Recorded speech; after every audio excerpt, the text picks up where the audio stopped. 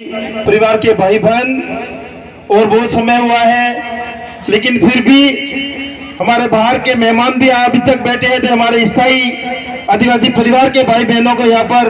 बैठना है और थोड़ी देर आधे घंटा और सुनना है। मैं इस कुंभलगढ़ की धरती से सबसे पहले हमारे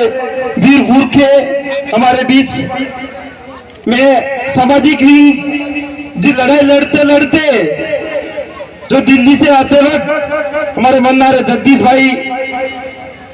जो हमारे को बीच में छोड़ के गए, हमें बहुत बड़ा दुख है और पूरे प्रदेश को ही नहीं पूरे देश को दुख है।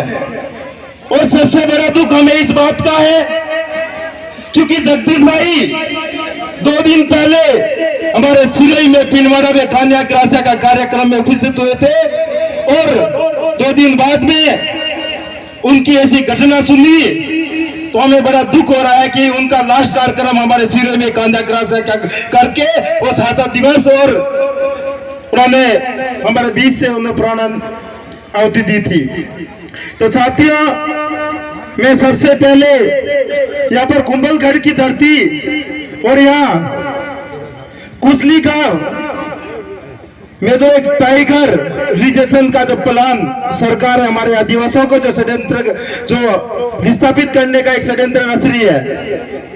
तो उसके बारे में कहना चाहता हूँ क्योंकि हमें टाइगरों की जरूरत नहीं है। इस पारा में तो ऑलरेडी पहले से ही टाइगर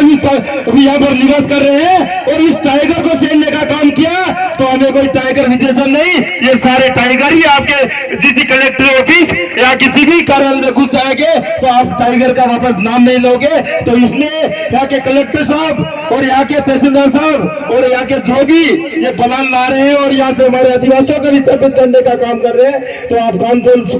खोल कर सुन लेना, क्योंकि ये हम 70 सालों से आपका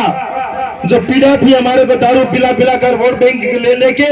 आपने हमारे को जो एक विस्थापित के नाम पे वो बांध के नाम से और कहीं हमारे को विकास के नाम पे खनिज के नाम से हमारे को अलग अलग तरीके से परेशान किया है। तो अब हम जागरूक हो। मैं सबसे पहले एक बात हमारे सिरोही जिले की कहने के लिए आया हूँ इस मंच पे कि हमारे बीच में आप जानते होंगे कुछ पहले काली भाई के साथ में जो घटना घटित हुई थी, इसी तरह उदयपुर में मावली में जो पूजा भील के साथ में जो घटना हुई थी, उसी तरीके से हमारे एससी भाई के साथ में जो हमारे जितेंद्र मेघवाल के साथ में घटना हुई थी और उसी तरीके से हमारे सिरोही में कार्तिक भील के साथ में घटना हुई थी। और वो परिवार आज से 10 महीने से आज तक जिला कलेक्टर मुख्यालय पर धरना दे रहा है और उसके लिए हमने 26 सितंबर को बड़ी सभा रखी है। उस सभा में आप लोगों को सबको उपस्थित होना है। 2 दिन बाद में आप सभी पूरा प्रदेश सिरोही जिले की धरती पे आना चाहिए और कार्तिक भील को न्याय दिलाने के लिए हम आपसे आशा करेंगे आप जरूर पधारोगे और उस परिवार को न्याय दिला के अगर न्याय नहीं भी देता है तो हमारे इस राजस्थान के शेर राजकुमार जी ने जो बताया है हमारे विधायक 84 में कि अगर सरकार न्याय नहीं देती है और सरकार मांगे नहीं मानती है तो हम तो सहयोग समाज भी देकर धंधा वहां से विस्थापित करेंगे और समाज उसको घर तक छोड़ेगा। ये काम एक बड़ा पूरे देश में ही नहीं पूरे आदिवासी समाज में ही नहीं पूरे सरकार को कान खोलने के लिए एक संदेश देने का काम करना है। तो इसलिए आप सभी वहां पर सिरोही जिले 26 सितंबर को सभी आप भील प्रदेश